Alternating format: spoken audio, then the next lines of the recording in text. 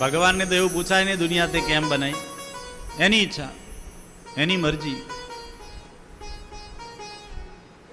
ભગવાન દુનિયા કેવી રીતના બનાવે છે સરળ ભાષામાં બતાવું. આપણે ગામડાની અંદર પહેલાં તળાવ કિનારે પાણી આવે ને પછી રેતી થાય, માટી. અત્યારે ગંગાજીમાં જે રેતી છે ને એવી દરિયા કિનારે ઘણા છોકરા રમવા જાય ને એટલે શું કરે, માટીમાં પગ નાખે, પછી પગ ઉપર આમાં માટી નાખે ને પછી ઘર બનાવે. અમુક છોકરાઓ તો કેટલા આખી વાડી બનાવે, એમાં પાણીની પાઇપલાઇન લગાવે, લાકડા નાખીને, સાઠીકા નાખીને, અને અહીંયા ઢાળીઓ બનાવે ને ક્યારા બનાવે ને ઘણા આમ ખેતી જેવું હું કે વાડી બનાવે આખી સરસ એક ઘર બનાવે. હા, માટીનું.